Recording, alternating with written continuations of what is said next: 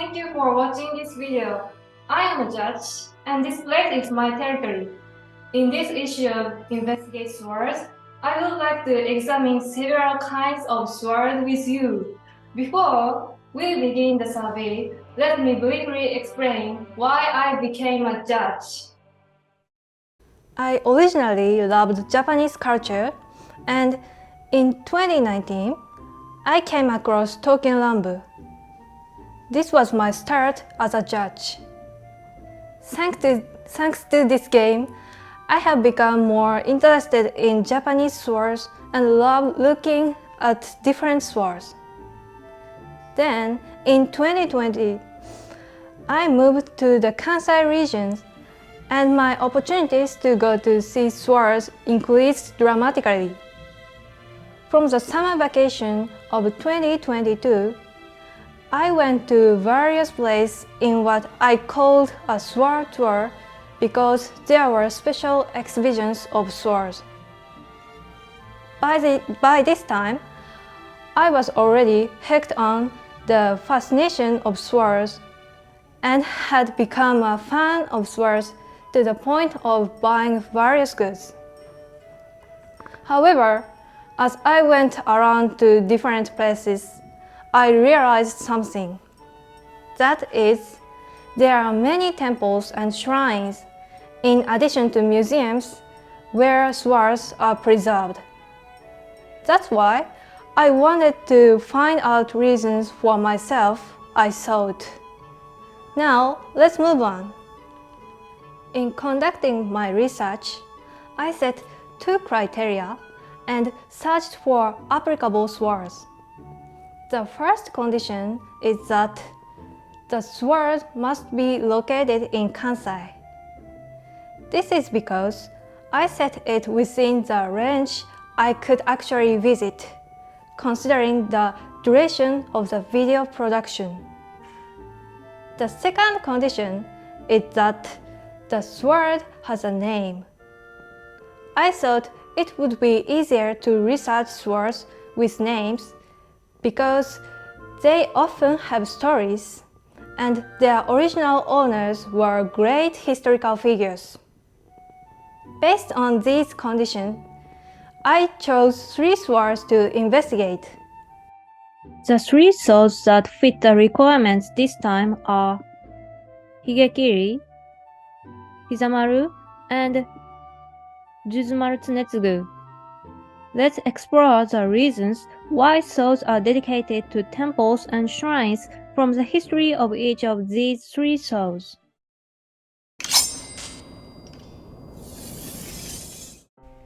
Higekiri is now dedicated to Kitano Tenmangu Shrine in Kyoto's Kamigyo Ward.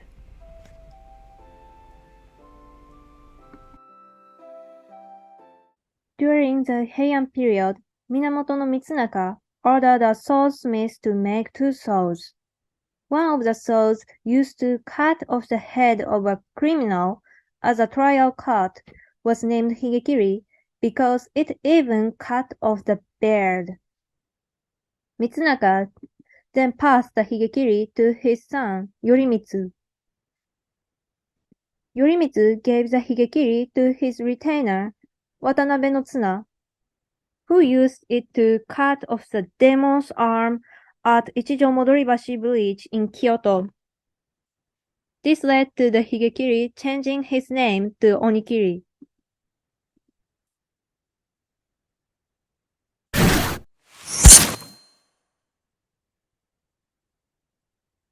The Onikiri then passed to Yorimitsu's nephew, Yoshiie, and Yoshiie's son, Tameyoshi.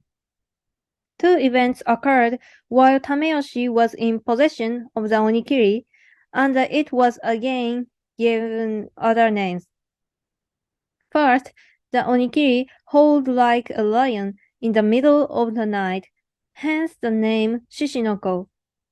Second, Tameyoshi had a sword made to replace the sword that was made as a counterpart to the Onikiri, and when the 2 swords were put aside, Higekiri was renamed Tomokiri because the sword was cut. Tameyoshi then interested the Tomokiri to his son, Yoshitomo, who was defeated in battle against the Taira clan, and donated it to Asuta Shrine to protect it. We lost the battle against the Heishi, but we have to protect this sword. Asuta Shrine will protect this sword.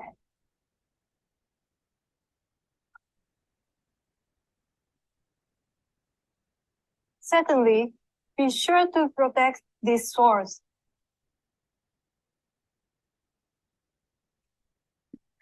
After the Tomokiri was donated to Asuta Shrine, Yoshitomo's son, Yoritomo, returned from exile and returned the Tomokiri back into the hand of the Minamoto clan. At this time, the name was also changed back to Higekiri. After the victory in the Battle of Genpei, the Higekiri passed to the Hojo clan, Nitta Yoshisada, and the Mogami clan. Finally, in 1880, a volunteer dedicated the Higekiri to Kitano Tenmangu Shrine, where it remains to this day. Dedicate Higekiri to Kitano Tenmangu Shrine.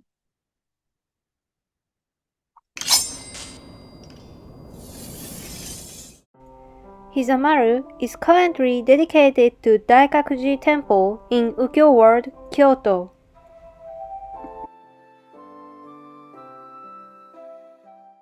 During the Heian period, a sword was made by order of Minamoto no Mitsunaka as a counterpart to the Higekiri.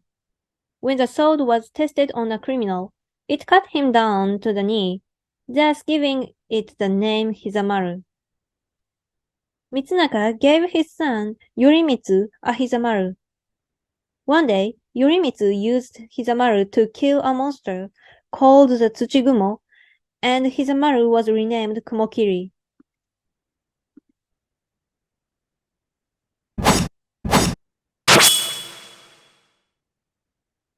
After that, the Kumokiri passed into the hands of Yorimoto, Yoriyoshi, and Tameyoshi.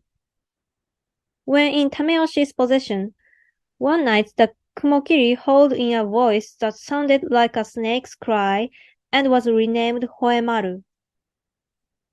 Later, Hoemaru was given to Tameyoshi's son-in-law, Kyoshin, who thought that the treasured sword of the Minamoto clan should not be held by someone like himself, and dedicated Hoemaru to Kumano Gongen.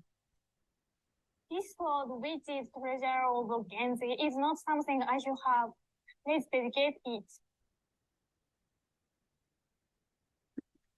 Sometime later, Minamoto no Yoshitsune took Hoemaru in his hand and changed the name of Hoemaru to Usumidori in reference to the mountains of Yoshino.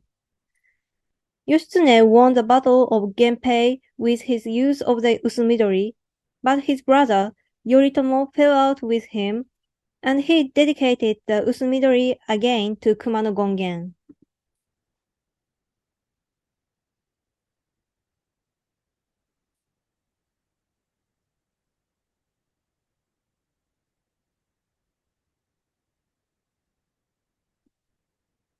Later, Yoritomo took possession of the Usumidori and gave it to Otomo Yoshinao, a military commander in Echizen. After passing into the hands of Otomo Yoshinao, the Usumidori passed to the Sayonji family as a bride's gift. As time passed, Seien of the Sayonji family rebuilt the Yasui Gate ruin. According to the book, in 1825, the Usumidori was in the possession of Rengekoin on the grounds of Yasui Gate ruin. In the Meiji period, the government issued a decree separating Shinto and Buddhism, and Rengekoin Temple was closed down, and the Usumidori, or Hizamaru, was moved to Daikakuji Temple.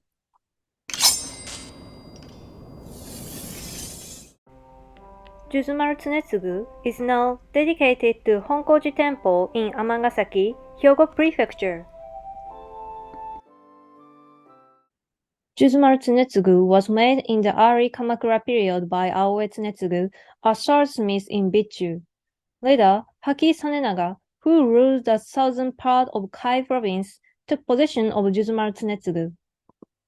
Sometime later, Nichiren, the founder of Nichiren sect, visited Kai province, and Sanenaga presented Nichiren with a Juzumaru as a gift for protection. After Nichiren's death, Kuonji, a temple of Nichiren sect, took custody of Juzumaru. In the Edo period, Juzumaru passed to the Kishu Tokugawa family. However, from this point on, Juzumaru went missing for a while. As time went by, in the Taisho era, Sugihara Shozo, a sword researcher, learned that the Juzumaru was being auctioned off by the nobility and purchased it to prevent it from going overseas. Sugihara investigated whether the sword was really Juzumaru and approached Kuonji about returning it to the temple, but was unsuccessful because it was considered a fake. So Sugihara dedicated the Juzumaru to Honkoji Temple, a Nichiren sect temple near his home. At last, Juzumaru Tsunetsugu was found. Let's dedicate it to Kuonji Temple. This sword is doubtful to be that Juzumaru Tsunetsugu, so we can't accept this. Then I will dedicate it to a temple of the Nichiren sect near my house. Thank you. Let's dedicate it carefully. How was it? Now, let's find out what the three souls have in common.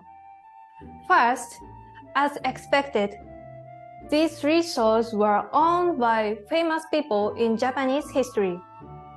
Second, the history of the Hizamaru, for example, shows that its owner had the awareness that it was precious. Third, it also became clear that these souls have been dedicated several times to protect them. From these commonalities, I derive the reason that souls are dedicated to temples and shrines because people in the past had strong religious beliefs and treasured swords with stories of anecdotes. In fact, the Kamakura period, when these swords were active, was also the period when many Buddhist sects were born and when the Ryobe Shinto religion, influenced by Shingon esoteric Buddhism, was established. We can hear the strong influence of the religious beliefs of the Japanese people at this time. Okay, so the mission is over. What? Enemy introduce? I'll intercept. Well then, everyone, goodbye.